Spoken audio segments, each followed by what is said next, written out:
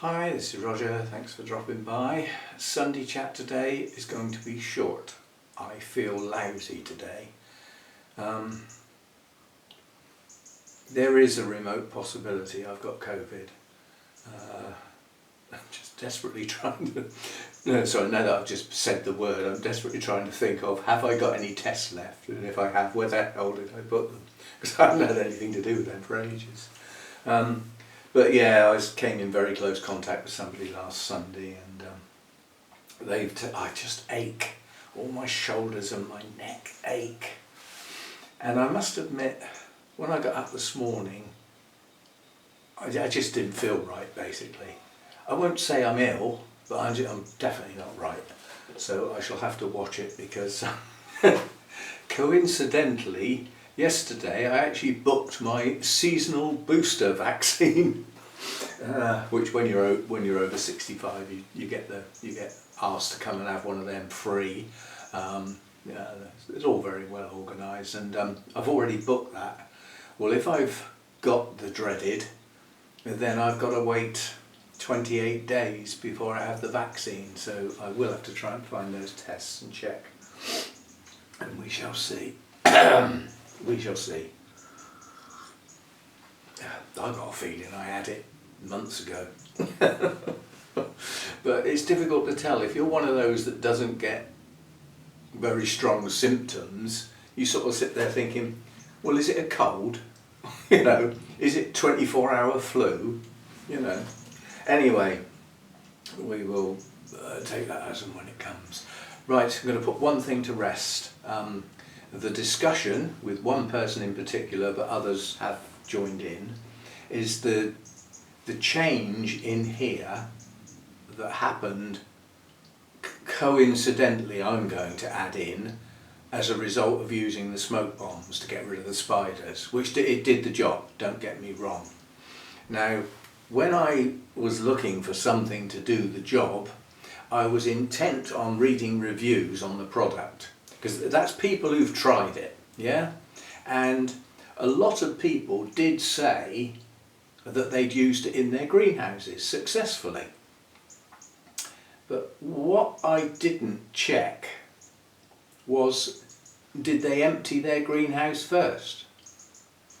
And then I read the actual small print, effectively, and it does say before using them that you should remove pets and plants. So it doesn't say children, you can leave them in there apparently. It just struck me as odd that it didn't specifically mention get your kids out, you know.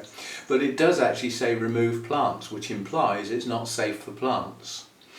Now, therein could be coincidentally the demise of some of my plants. Now, with the mould issue, I'm not backing up on this, the mould was on the plants before the smoke bombs went off. Yeah? However, the smoke bombs could have left a film where the mould was, which made it show up more, which is like a bonus because it made me think I need to do something about it.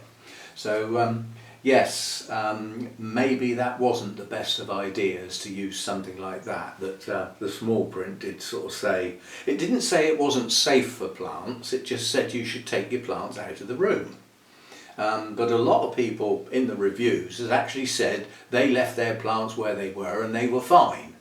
And I went along with those reviews, maybe mistakenly. But anyway, the effect is not on all of the plants. There are a few plants that seem to have gone down unexpectedly. But like the video of the Dendrobium coriniferum, turns out Lynn had one of them that did the same thing.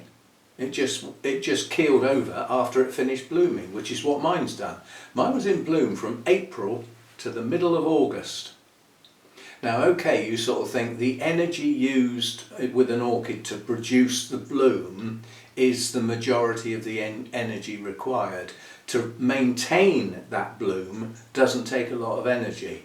So, again, possibly coincidentally, that after the blooms went, the plant went down. But anyway, mine's certainly not happy. And I've got another video which I will post tomorrow of another Dendrobium that's just gone. But The smoke bombs were a long time ago now. For them to take this long to knock a plant down seems odd to me. So that's that. I'll show you this. I'm not doing an unboxing, but I'm a trifle annoyed that it's arrived in a box this shape when I was expecting it to arrive in a box much, much bigger than this. There's a downside. It's a big box, mine. It's also very heavy. Oh. Now, this has got nothing to do with orchids. It's a workbench. Well, no, it's not, is it? It's a kit. I've got to put it together. I didn't expect that. There was no indication on that assembly was required. It's supposed to say that.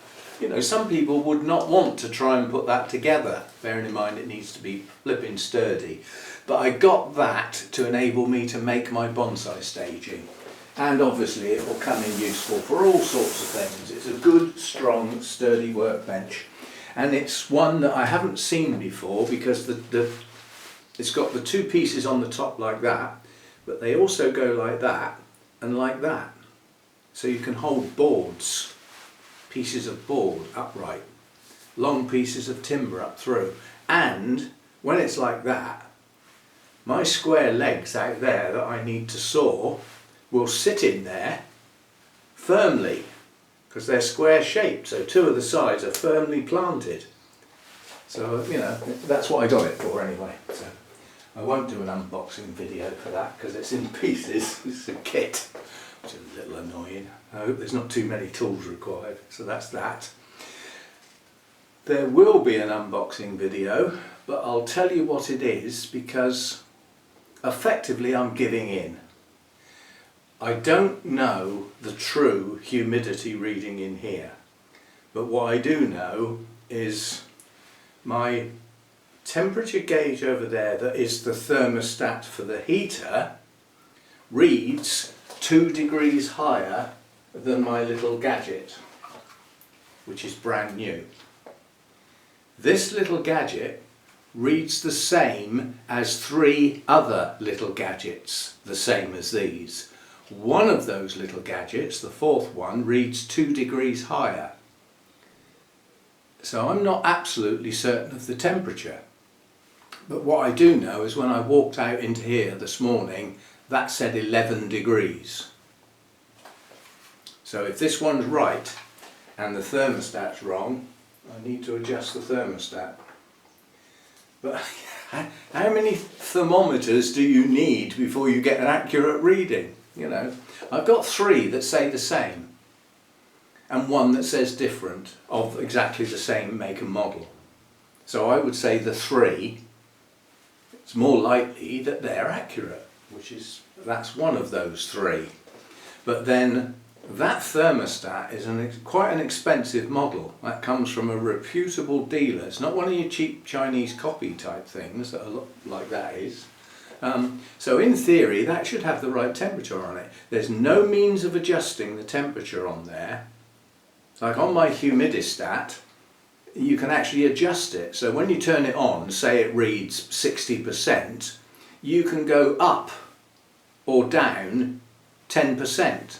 So you can make that 60%, 67% if you want, and that will be the reading it will be based on. So the idea is that you can adjust it to match up with other instruments, whereas that thermostat has got no adjustment. So in theory it's deemed to be a true reading. So that at the moment says 13.8, over there it says 17. Now if it was 13.8 and I'm standing in here chatting, I'd be shivering. I'd be quite cold, wouldn't I? Now it is cool in here, yes, which implies the 17 is more accurate. But difficult to tell. Difficult to tell. Anyway, as regards the temperature, that's one thing, but there was somebody left a comment. They obviously didn't quite understand the concept of relative humidity, which is what we measure our humidity with. It's not a true reading. I'm not sure there is a true reading because it's infinitely variable depending on temperature. Now I used to know the way it went, but if you said, like, let's say you're at 20 degrees and you've got 50% humidity on the unit you're using, that's relative humidity. If you take that temperature in a sealed room, so there's no way for any humidity to get in or out, if you take that temperature from 20 to 30 degrees, your humidity, relative humidity, will drop from 50 a lot, because you've gone up 10 degrees. The same amount of moisture's there, it's just the way it's measured. It's sealed room and all that sort of stuff. So I'm still not quite sure what my humidity is. Now that there says 90%. But at a low temperature, it wouldn't feel all clammy and horrible, would it? Like it would at 25 degrees, say, or even 30 degrees, you'd be wringing wet, wouldn't you be, like tropical jungle? So I'm not absolutely certain my humidity is accurate. But again, these little gadgets give one reading. They're all slightly different by 0.5, which is no big deal, is it? But again, my gadget that measures the humidity for Hurricane Hector, the humidifier, which is currently shut down completely and unplugged to save on the power. You know, I'm running a unit there that's not running a unit. Well, the lights are all on, the digital display's there, you know, it's using electricity. So I've shut the whole thing down now, it's turned off for the winter. But we have a box coming. And inside that box is me holding my hands up and saying, I give up. Because I've still got mould issues in here and I still have to look after the building. I've bought a humidifier, so we will have a humidifier. They're not that cheap and they're not cheap to run. They do actually use a fair bit of power.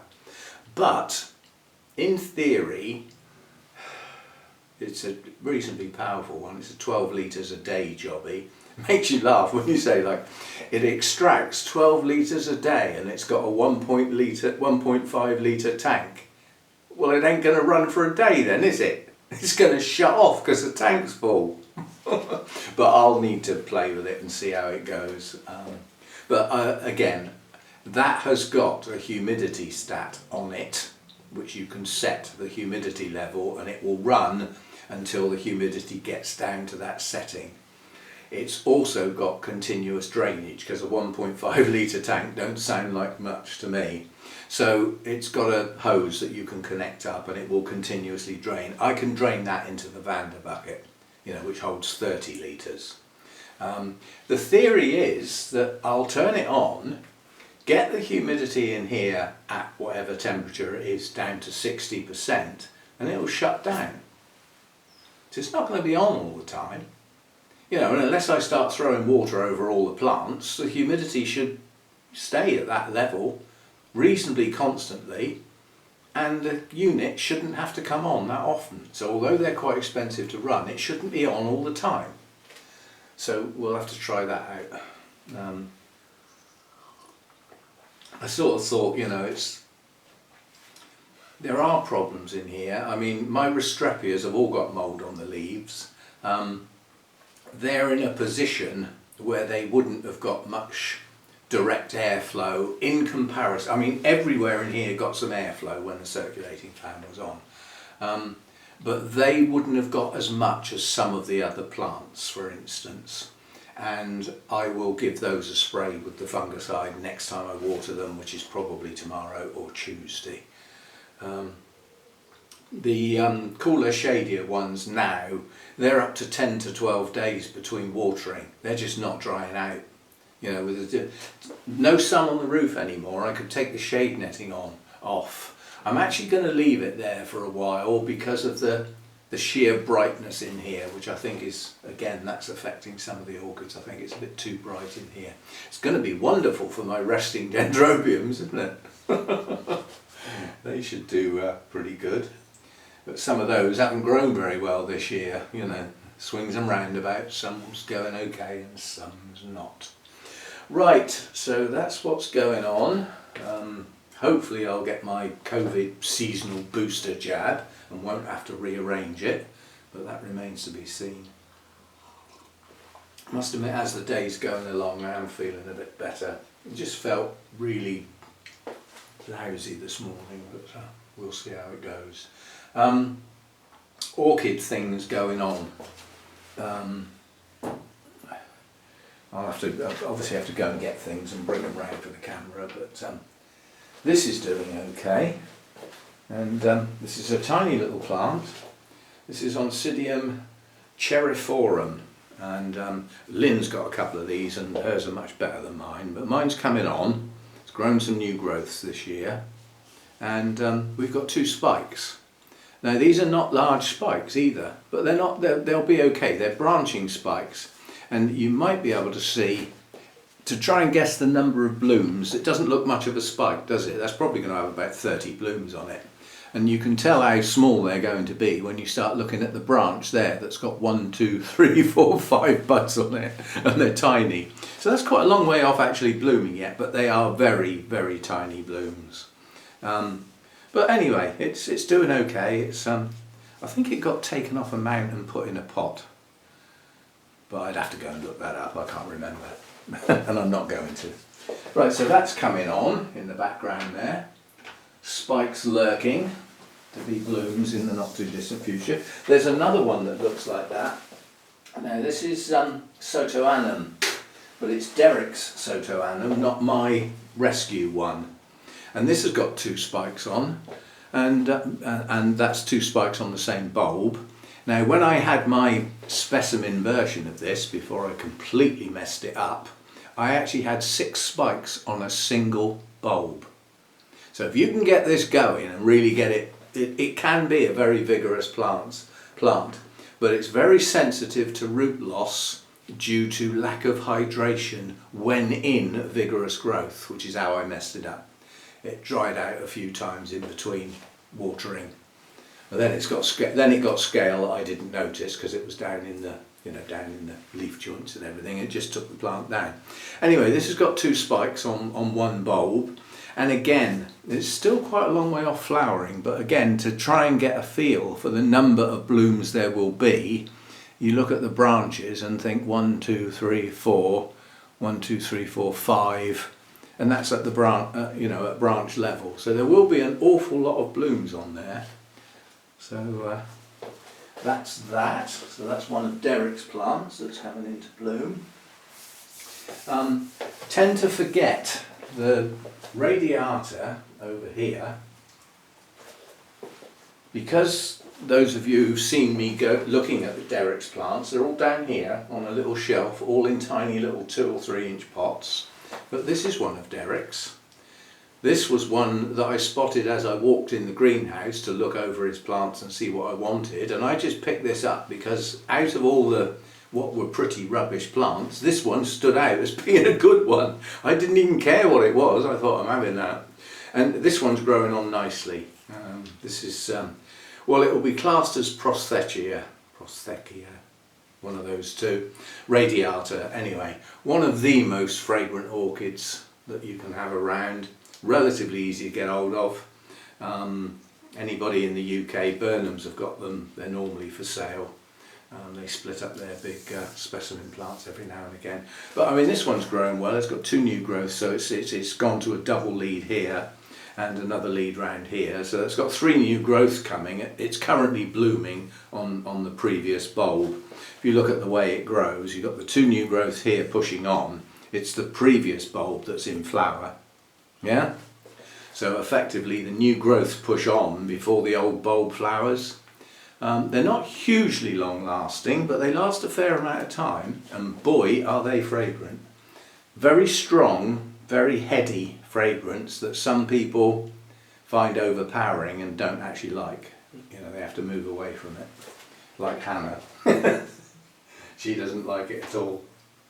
Well, let's put it this way, she didn't like it at Burnham's, where there are about probably 20 specimen plants spread around the room. You walked in the door and went, oh, blimey, that's a bit, and it was quite powerful, but yeah, she had to leave. She started getting quite a bad headache. So that's that.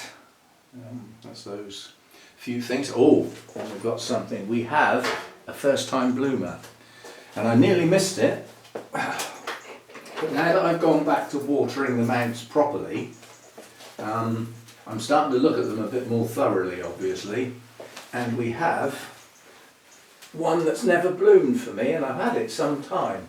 I know I've had it some time because I got it from Milan before he moved up north at the Wessex Orchid Society's Christmas do. Well, that's got to be 3 or 4 years ago, hasn't it? You know, because the it's been in between the pandemic. But anyway, I've always been moaning that this grows okay and has never bloomed. We got a spike coming. Now I don't know what these are like. I haven't bothered looking it up or anything. I thought we'll have this one as a surprise if and when it ever blooms. Well, it is. It's blooming, and it is on the latest growth.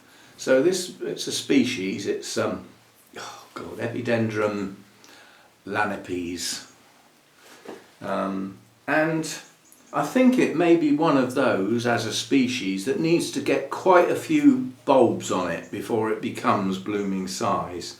It's headed off in 2 directions. The other direction over here,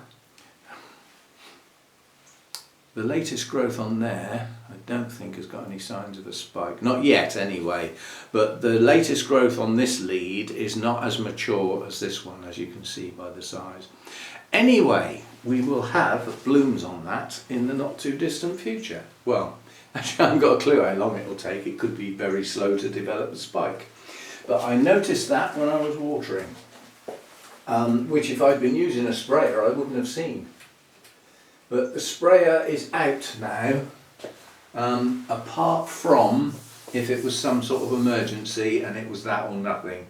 Bearing in mind, if I use the sprayer on the mounts, it will drip in the trays. It's not going to go all over the floor. I'm trying to keep the floor dry, so when I water, my bowl, you know, I pour water in the plants like that and it goes all over the flipping place and runs off the edge of the table and gets caught in the Vanda bucket, which is no longer used for the Vandas anymore. And that catches a lot of the splashes. And then I get my floor cloth and I wipe the floor over, wring it out, put it on a radiator to dry off, and every now and again it will get thrown in the washing machine so it doesn't get smelly. And yeah, the floor and everything dries off. But then that's, if you think about it, that's a fair bit of humidity getting into the air. You know, you wipe the floor over, you've got quite a large surface area is now. It's not soaking wet, it hasn't got water on it, but it's wet, if you know what I mean. So yeah, that's putting humidity back into the air. So we'll give the humidifier a go, see what the humidity reading is on that, and yeah, we'll get rid of some of this humidity in here. And without that, hopefully with the air cleaner, which does its job, we should be okay. But I have, as a consequence, at the moment, reduced the amount of airflow in here quite dramatically. Unless the airflow unit is on, the air cleaner, then there's no fans on at all. Now overnight the heater is kicking in about every 10 minutes for about 1.5 minutes. That's its cycle. And when that comes on, the big circulating fan comes on with it. So through the night with the lower temperatures, there's a massive amount of air circulation and an element of drying taking place with the electric fan heater. So that combined with the air cleaner and the dehumidifier, that's as good as it's going to get. So hopefully we can stop the mould and see how we do. But I really must find out the true temperature in here. There's no way it's 14 degrees. If it was, hello pussycat, what do you want then? You want to go out? Take that as a yes. The other one talks to you. You know, if he comes up to the door to go out, he turns around and like, you know, he talks to you as to say, can you open the door please? That one just sits there. Sits there looking dumb. Right, so I'm going to leave it at that now. As it's a Sunday, we have to do all the thank yous. Well, we don't have to, but I want to. You know, it's not an obligation. I don't feel as though I have to do it. I said it wrong. I mean, always a big thank you for the patrons who stay with it. Some of them have been there from the beginning, you know, making their monthly contributions to all this to help keep it going and that. And it is greatly appreciated. I mean, I know some have dropped out. Don't feel guilty. Times are hard, you know. So, but those that are hanging in there, it is greatly appreciated. Yeah, and also the buy me a coffee thing kicks in every now and again. Surprises me, you know, because I actually get an email in my Rogers Orchids email address. I actually get a poke from there, from the buy me a coffee site, if anybody does actually make a contribution that way. Yeah, so those things are ticking along nicely. The subscribers on this channel seem to have, the rate is going up a bit, which is nice. Yeah, and the views come and go. I mean, if you want to look and find out why I'm not so keen on the Project Orchids, just have a look at the views on the last one compared with some of the other videos. They don't get the views.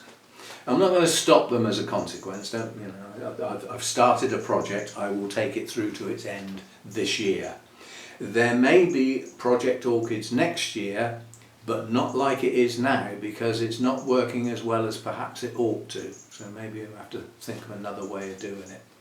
There's some thoughts for you. Come up with some ideas for the Project Orchids. It's not the choice of the orchids. That's not the problem. Because, you know, I mean, I've actually let people choose in the past. I've actually put a list of the ones that, you know, that I think would be suitable, and a variety of genera, so that we got a good mix, and actually did a vote on it, sort of thing. But it doesn't make much difference. The Project Orchids do not get the views that some of the other videos get. And consequently, something different needs to be done next year. But as far as this year is concerned, I'll take it through to the end. And bearing in mind, the end will be totally new. That won't have been done before, because at the end, I'm not going to... There's 3 groups of 3 plants at the moment. That's how I've been running it all year long. You know, from the initial look to the first update, second update, we're in the middle of the 3rd update now. The final look, instead of doing 3 plants in 3 groups, I'm going to do each plant individually. So we will start with a plant, and for that plant we will look at what it was like in March and how I discussed what I expected from it. Again in May, I'm not very good with months, then again in July, then again like now in September, and then again in November, December time. So there will be a seasonal update right through a growing season for each one of the 9 plants in turn. And again, in amongst there is a variety of genera. You've got a Masdevallia, you've got a Cattleya, Oncidium, Dendrobiums. There's a good mix in amongst that set of orchids. So Miltonia, just desperately trying to think. There's 9 plants in there. Can't think of them all at the moment. So the end will be quite different to what I've done before. So then we'll have to think of something different for next year. This year was different to the previous couple of years, but different again next year possibly. Ideas on a postcard, metaphorically speaking. I have people asking me for my address to send a postcard now. The trouble is, some expressions that are used as a joke can be taken literally from people in other countries, you know. It does happen. I mean, I got a bone to pick on the bonsai channel, and therein lies my gripe. The word bone. I've got a bone to pick. The word is bonsai. Said quite short and abrupt. Bonsai. Ask somebody from Japan or China that speaks reasonable English to say it for you, and they will say bonsai. So, why do you think it's okay to call it bonsai? If it was bonsai, it would have an E in it.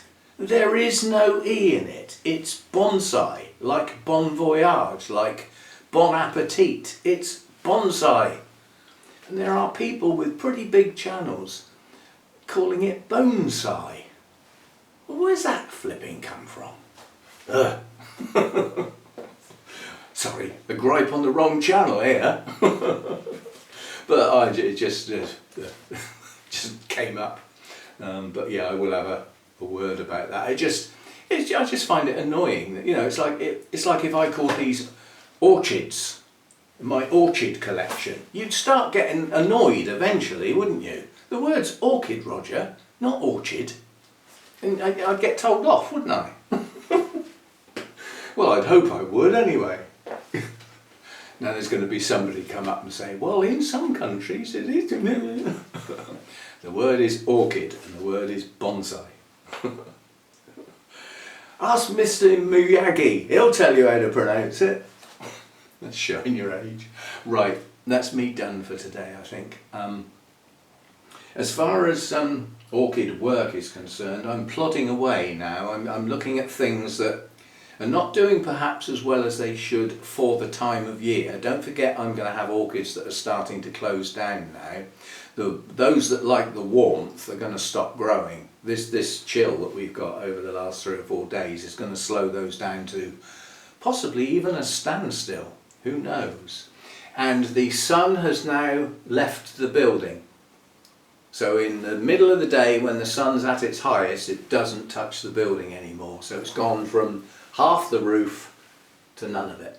So there isn't the only sun now. If you remember back in when I first moved in the early spring, used to get sun used to creep through cracks in the hedge and light up this area here. And I used to try and get some blooms filmed in the sunshine. Well, it's got to that point now. The sun's back to coming in through here in the mornings because it's lower in the sky. So yeah. So we will complete a season in the not too distant. Well, that does make you jump. That's acorns coming off the tree. It's going to give me a heart attack one day. That was in the middle of a sentence. Well, I'll make you jump. I'll make the cats jump. I mean, Mojo was halfway out here the other day and he just shot in there and upstairs. It frightened him so much. And when I went up there, he was under the bed looking out, so it made him jump as well. But yeah, when they come from right up the top of the tree, and some of them, it's an old mature tree, some of those acorns are pretty big, and if they don't bounce on the branches on the way down, if they get a clean run at it, they do hit the roof quite hard. And everywhere, all around the garden now, is covered in acorns. And it will get worse and worse as the autumn progresses. And then the leaves will all fall off and they'll all come down in the garden. It's a bit of a bane of my life, that tree, quite honestly, but it is a listed tree. I did discuss with the lady who came round to inspect the house out at the front, where you can see the 2 of the really big branches on that tree are overhanging this house. And one of them is about that far from the roof tiles, from the ridge tiles. Now in a storm, when that branch starts swinging around, that could actually knock the roof tiles off. So I mentioned it to the agent on the grounds that if that happens, I had made them aware of it. And, you know, that's not my responsibility. The tree doesn't even belong in this property, it's next door's. So it could cause damage to the roof, you know. So I would imagine that even though it's a listed tree, if it starts causing danger to property or whatever, then something can be done about it. I don't know. But again, it wouldn't be up to me to do anything about it. You know, it would be up to the landlord to complain to the neighbour via the local authorities to get some trimming done, you know, to actually get some branches taken off that are overhanging this property, and getting to the point each year those 2 big branches get longer and therefore heavier, and in theory are going to bend slowly towards that roof. That's my theory. I don't know for sure. It is oak after all. It's a pretty hard wood. So but yeah, it's a trifle worrying because, you know, we do get some bad storms sometimes. Not as bad as in some countries, like the one that's about to hit Japan, which is pretty grim. Can you hear him? He walks up the glass. When he wants to let you know he wants to come in, he walks up the glass. Does all this. No thank you then? No. Squeak, that's it, is it? Yeah, I think that's all we're going to get is a squeak. Right, that'll do. I need to get this posted and everything. And again, I mean, as far as the patron site is concerned, an ad-free version of this now goes on to the patron site, and it goes up there first so that they actually get an early viewing as well, so they get the first view of the Sunday chat without ads. And I don't remember whether I've told you or not, I have explained how YouTube works. I've actually taken on YouTube Premium now, and there's a good reason for it.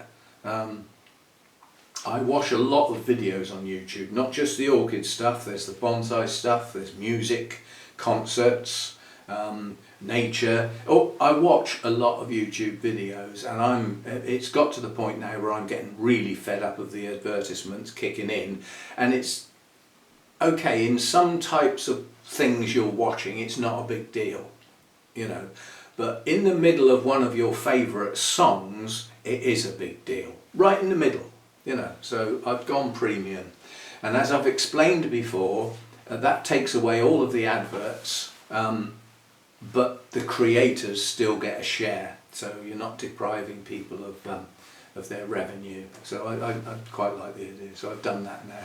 It's a bit expensive, but given it's a monthly charge, and if I sort of work it out how much a day that costs and how much more enjoyment I get from YouTube by not having the ads there, I think it was worth it. And what I didn't realise is that you pay for it at channel level. I've got 2 channels, so what I'm having to do now is all the bonsai channels I've subscribed to, I've resubscribed on my orchid channel, which is where I've got the YouTube Prime, Premium, whatever you call it, Premium, not Prime's Amazon, isn't it? Yeah, Premium, so that I can watch them ad free, because if I go over to my bonsai channel to watch them, there's ads. It's because it's a separate channel. So yeah, a little bit of a change there. So right, well we'll get all the kit sorted out as and when it arrives. The dehumidifier will come in.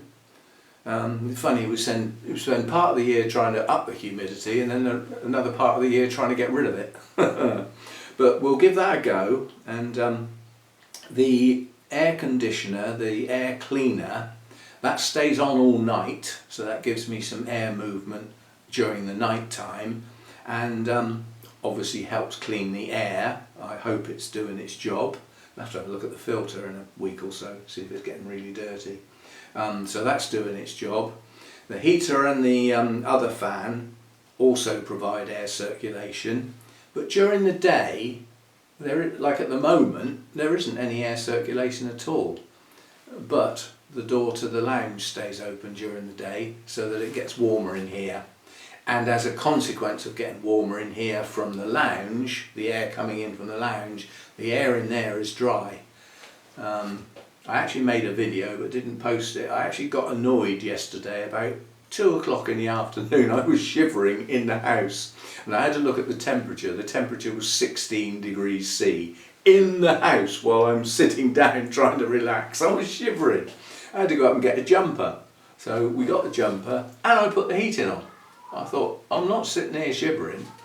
So I put the heating on. So the heating now comes on for a period first thing in the morning while these cold nights are about. Not as cold as it's going to get worse, but nonetheless we went down to about 4 or 5 degrees outside last night.